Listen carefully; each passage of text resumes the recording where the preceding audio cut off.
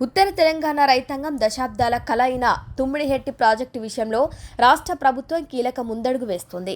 ఈ ప్రాజెక్టును కేవలం కాగితాలకే పరిమితం చేయకుండా వాస్తవ రూపంలోకి తెచ్చేందుకు ముఖ్యమంత్రి రేవంత్ రెడ్డి పక్కా ప్రణాళికతో ముందుకు సాగుతున్నారు. ఇందులో భాగంగానే త్వరలో మహారాష్ట్ర ముఖ్యమంత్రి దేవేంద్ర ఫడ్నవీస్తో భేటీ అయ్యేందుకు సిద్ధమవుతున్నారు. గతంలో కుదిరిన ఒప్పందం ప్రకారం బ్యారేజీ ఎత్తు 148 మీటర్లుగా నిర్ణయించారు. అయితే ఈ ఎత్తు వల్ల నీటిని గ్రావిటీ ద్వారా తరలించడం సాధ్యం కాదని తాజా ఇంజనీరింగ్ అంచనాలు స్పష్టం చేస్తున్నాయి. అందుకే బ్యారేజీ ఎత్తును 150 మీటర్లకు పెంచాలని ప్రభుత్వం భావిస్తోంది.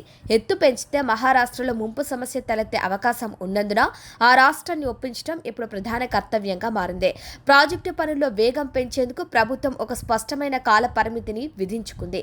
తొలి దశలో వారం రోజుల్లోగా చీఫ్ ఇంజనీర్లు, కార్యదర్శుల స్థాయిలో మహారాష్ట్ర అధికారులతో చర్చలు పూర్తి చేయటం, రెండో దశలో 15 రోజుల్లోగా ముఖ్యమంత్రి రేవంత్ రెడ్డి స్వయంగా మహారాష్ట్ర సీఎంతో భేటీ కావటం, ముందుగా రెడ్ రెగ్యులేటర్ బ్యారేజీ నిర్మాణాన్ని పూర్తి చేయటం, ఆపై నీటిని శ్రీపాద ఎల్లంపల్లికి తరలించే మార్గాలను అన్వేషించాలని ముఖ్యమంత్రి ఇప్పటికే అధికారులకు కీలక ఆదేశాలు ఇచ్చినట్లు తెలుస్తుంది.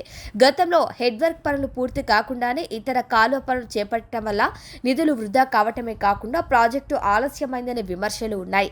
ఈసారి అటువంటి పొరపాట్లు జరగకుండా ముందుగా బ్యారేజ్ నిర్మాణానికే ప్రాధాన్యత ఇవ్వాలని సీఎం అధికారులను ఆదేశించారు.